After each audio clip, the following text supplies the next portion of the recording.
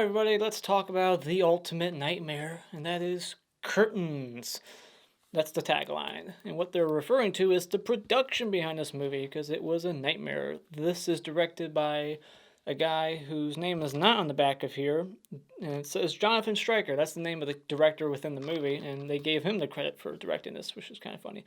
But yeah, this was a doomed production, and that kind of shows itself while watching the movie. This definitely feels like there was problems going on. But this is a cult classic. This is gaining quite a following, and everybody likes to talk about this movie and how great it is.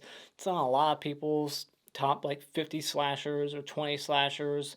It's a lot of people's favorite movie from 1983 when this came out. This was shot in 1980. It was shelved for a couple of years because of the production problems, probably.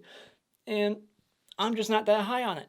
I like it, but I feel like this movie just gets a little too much praise for having just a couple of good moments in it. But, like I said, I like it, just don't love it like everybody else. This is not a 5 out of 5 or even a 4 out of 5 for me. It's just right there at the 3 out of 5. It's okay. I like it. It just has some things that I wish could have been done better in it. This movie has Lynne Griffin, or Griffith, or is it Griffin? It should say on the back here, but whatever. Griffin, yeah, Griffin from Black Christmas, the one who gets the bag over her head. So she's in here, I like that. And it's got John Vernon, the guy from all kinds of movies, but I like him in Killer Clowns from Outer Space. So a couple of familiar faces in here. So let's just get into the things I really like about this movie. What I like, right up front, I've talked about in a couple other videos now. I like it when there's a cool, 80s title card, where the font starts to bleed. It's kind of like the shirt I'm wearing, My Bloody Valentine. This has that type of early 80s title card that just puts me in an 80s slasher mood. I like, since this movie is called Curtains, that there's actually transitions within the film that are curtains. And even the credits are done differently. Like it says like Act 1, here's the crew, Act 2, Act 3, so that's different from other movies. And I like the plot setup. You got these people competing for a role, so there's some, supposed to be some tension there between them, although they don't really play with that enough in this film. There should have been a lot more tension between the characters, a lot more like jealousy and, something there between them, like a lot more red herrings set up, but there's not really that many red herrings in the film that I felt were being set up. But I like the plot. I like the setup, how things get going, like where they are going. Is the execution all that good? Not really. But I like this plot, and I like the mask. It's pretty creepy, especially during that ice skating scene. I like a masked killer in my slashers, and this movie has some nudity, so it checks that box at least. And I really like the third act final chase, if you can call it that. It's not really the final girl, really. There's still a couple people alive, but it's in the third act. It's right towards the end. There's like this chase sequence, and I really like the set design there. I'm not sure where the hell that is, how this person got there. Like they're in the mansion one moment, and then they're like in this prop studio warehouse place with like mannequins hanging from the ceiling. I really like the look of that scene. It's just, there's some neon lights, some of the colors used in this film. The colors pop with this Blu-ray. So good Blu-ray transfer. And so yeah, just like the set designs and the locations isolated up in the mountain, big mansion, snowed in, stuff like, I like that isolation. I also like how this movie is kind of ahead of its time. Like this movie, not a whole lot of movies, especially at this time, really ever tried to show the ugly side of Hollywood and how it's like to be an actress. Like there's the casting couch in this movie. I mean, nowadays every movie will probably talk about it because Harvey Weinstein and whatnot. But this movie actually shows the ugly side of Hollywood and the casting couch, and like this director in this movie is like constantly like flirting with these women. He gets a couple of them in bed, and I like it. I like that this movie kind of has a message to it. I like the acting in this movie for a lower budget early 80s slasher. This movie has some good performances. You got John Vernon, I think he does a good job, and Lynne Griffin, like I talked about earlier, she's good in this movie. So the acting overall, I think, is actually solid for a low budget slasher. Now, one thing I want to talk about that's a mixed bag for me. Like I like it, and I am disappointed with how they used it. Is the doll? It's on the cover. Like it's like the selling point almost. It's like, look at this creepy doll, and then they use it for like 2 scenes. And one scene makes no sense. I'll talk about later, like why that scene's there. It just feels thrown in.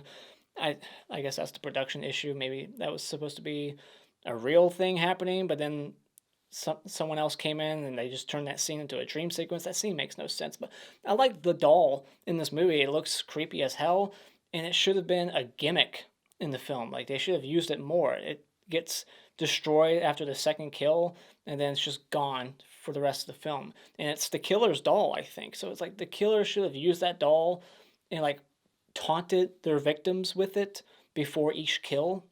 It should have just been like a gimmick. I really think that was a missed opportunity. So, like the doll, I think they should have used it more.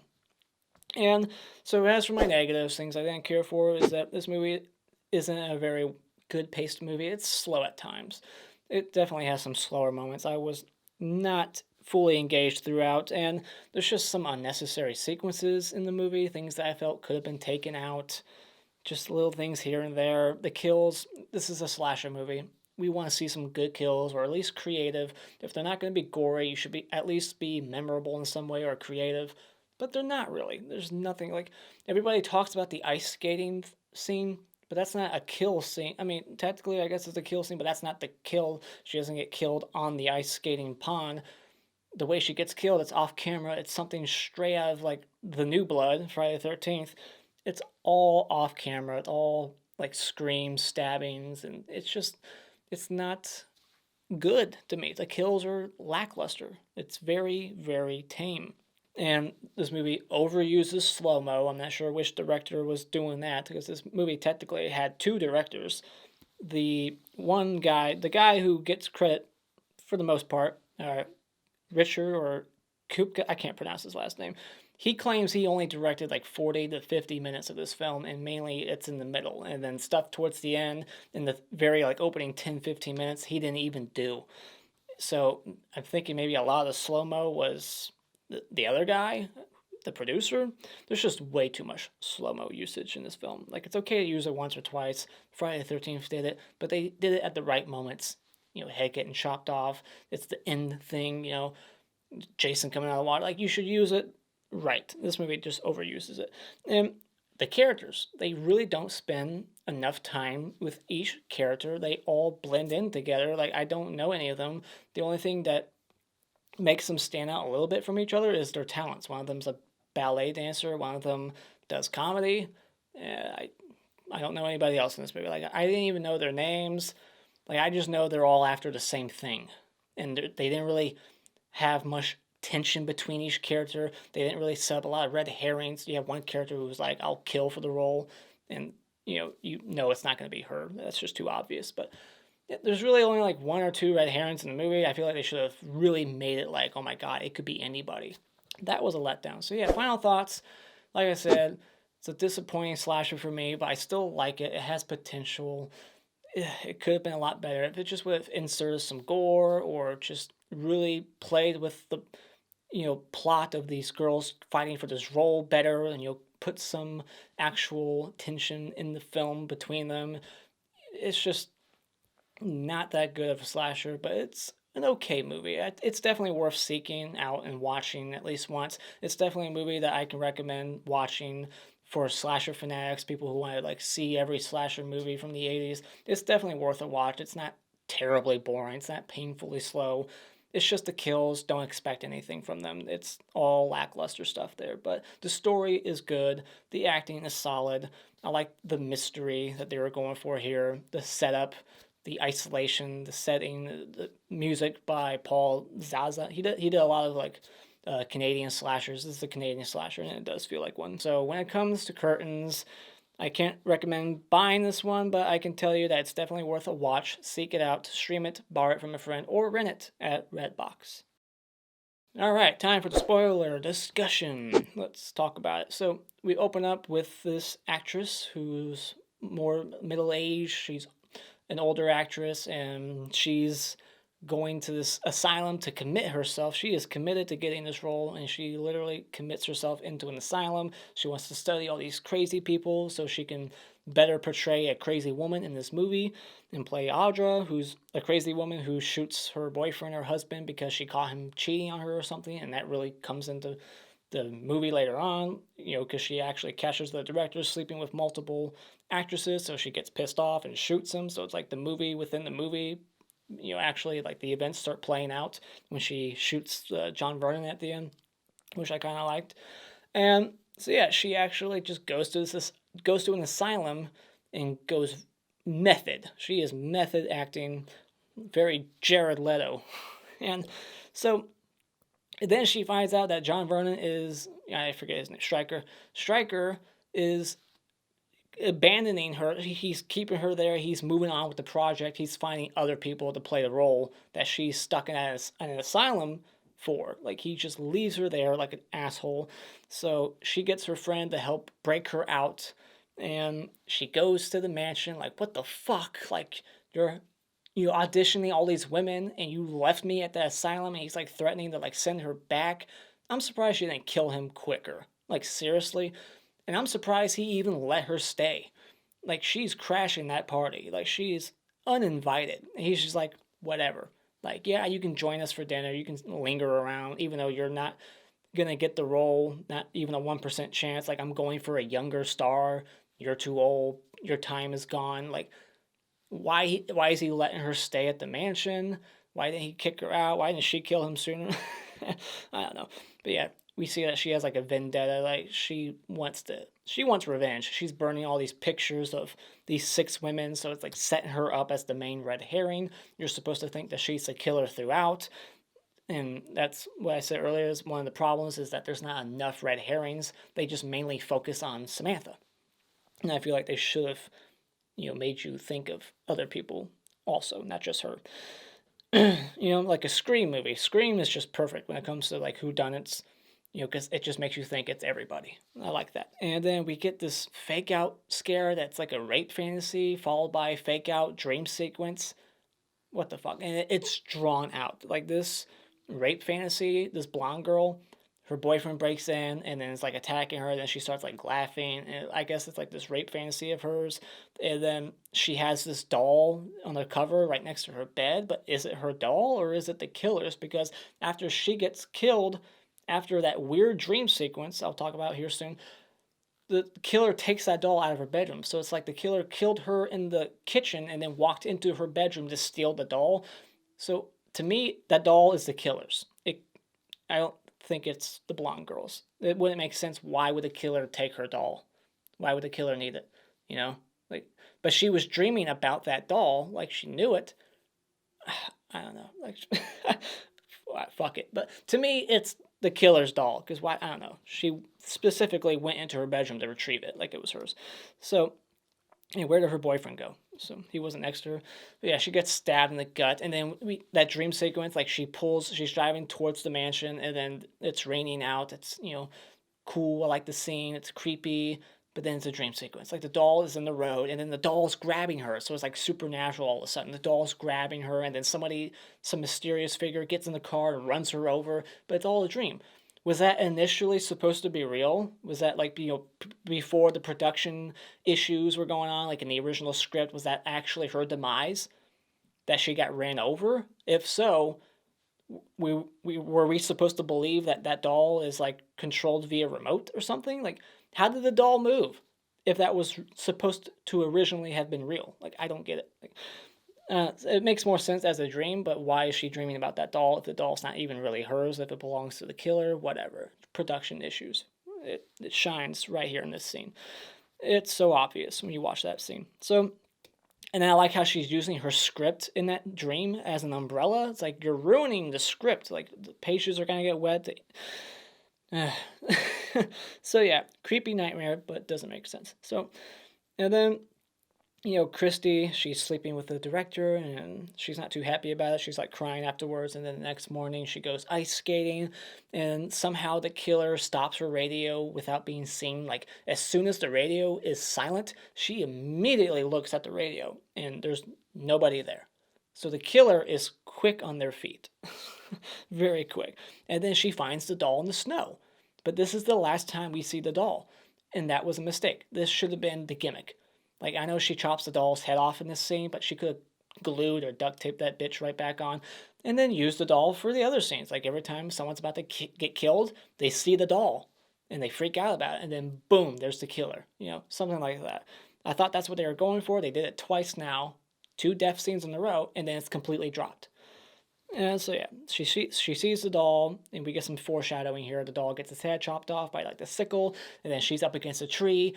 Hand comes and grabs her. This killer is very silent on snow. Bullshit. That the killer snuck up on her, ice skates in the snow, whatever.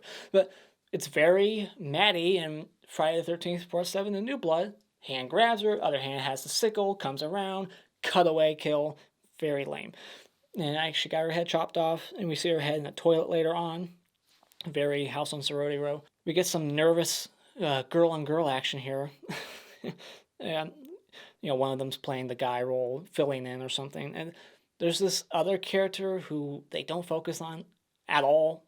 This Matthew guy, who is he? I don't know. Like, he's one of their boyfriends. Why is he there? Nobody else brought anybody, but she can. And they're like fooling around in the hot tub outside, like below freezing. I don't care how hot the water is. I'm not going in a hot tub when there's snow everywhere and it's like below freezing. Fuck that. That's miserable. But yeah, like, he disappears. Completely disappears from the film. He's just off in the woods on a snowmobile. But then later on, he's dead in the hot tub, like that guy in the remake of Friday the 13th. I liked that, seeing his body there. It's like, oh, that's what happened to him. He got killed. But that was a reshoot. There's a scene when John Vernon, when he gets shot through the window, somehow his body miraculously, like, fell through the first floor window. Like, he fell out the second story window, went down, and then somehow maneuvered and went through the window on the bottom floor. I don't know how his body, like, did he like land on a trampoline and then bounce back in? I looked into it. That was not his body. But in the movie, they want you to think it is because of the re-edit. Like, that's what they want you to think now. But originally, the guy in the hot tub, Matthew, that was his body. His original death was him going through the window with his snowmobile dead. So that was actually Matthew. So he's dead twice, 2 different ways in this movie, technically. So yeah, I just was very baffled when I first saw that, and then when I looked into it and I saw the reason why, it made total sense. So yeah, that's just more production issues, re-edits and everything. And so then the ballet girl, she gets killed, another lame death, just very close-up shot of her face. We just hear her getting stabbed below, and then we see her body later on with no stab wounds on her stomach at all. She's like hung with the mannequins, and there's no stab wounds on her, so I thought that was weird. And so then we get this whole chase through this warehouse. I don't know where that is exactly. Is that part of the house? Is that the basement? Is that like a separate building next door? He keeps all the props from his movies, I guess. I guess it makes sense. And the chick gets dragged away and killed. Like, she keeps knocking the killer down like 3 times. She knocks the killer down, runs away. Knocks the killer down, runs away. Then the killer grabs an axe that should have been a prop axe, but I guess it's a real one, drags her off camera and kills her. So that was surprising, because at this point in the film, I was like, oh, this is the final girl. No, she's not. And yeah, this movie doesn't focus on characters enough for you to even know who the final girl is going to be. Like, when you're watching the movie, it's like you don't know who's the main character in this film besides Samantha, the one fighting for the role at the very beginning. Like, she's really the main character, but then she kind of takes a back seat for a little bit towards the second half of the film, and we just have death scene. Like, you don't really know who the final girl in this group of 6 is going to be, and by the end of the movie, it's none of them. They're all dead. Which I guess is kind of defying expectations. I kind of like that. It surprised me when she got killed. I thought she was going to make it. And so yeah, this movie has like a reveal and another reveal right after it. It's like, oh shit, there's 2 killers. And then we have this reshot ending. I really wish they would have stuck with the original. This ending that we get here, it's her at the asylum, so I guess she got arrested afterwards. The cops show up and arrest her. She's in a loony bin, and she's doing her stand-up routine from earlier in front of all these mental patients, and one of them was played by her mother, I read. In the original ending, she's doing that same performance, that same stand-up routine in front of all the dead bodies, and she's still at the location. She's not at the loony bin. She's at the mansion, and it's like stage fright with all the bodies on stage. She's on stage, and she's got all these bodies around her, very stage fright, very happy birthday to me, and she's just performing in front of the dead bodies. I thought that was much more dark, more macabre. I love that ending, but they scrapped it. What a shame. I think that's about everything. Let me see if I left anything out. Nope, that's really about it. So, yeah, that's all of it. The Hockey Mask Award for Best Character in this movie for me will be Patty, played by Lynne Griffin. She's the comedian in this movie and the killer in the movie. And the Hanky Award for Worst Character in this movie is, of course, Stryker, because he's a piece of shit, leaving Samantha, poor Samantha, at the asylum to rot. And the hottest chick in this movie to me was Tara, the woman who I thought was going to be the final girl. And the Clap Award for Best Scene in this movie is the warehouse chase sequence towards the end with all the hanging mannequins. I really like the way that scene looks. And the Funny Bone Award for Funniest Moment is when Patty does the whole puppet show routine in her bedroom. The Mr. Hat Award for Best Kill in this movie would be Christy, the infamous, iconic ice skating kill with the sickle. I just like everything that led up to it. That's why it's my favorite. The Mr. Twig Award for Worst Kill in this movie will be the ballet girl, who just simply gets stabbed. And those are my thoughts on the Curtains. Let me know what you thought about this movie in the comments below. Favorite kill, where you put it in your ranking of 80s slashers. Let me know what you think about it. And as always, if you like what you've seen here, you can hit this like button and become a subscriber today just by clicking on my cartoon face in about 5 seconds. And until next time, Auf Wiedersehen.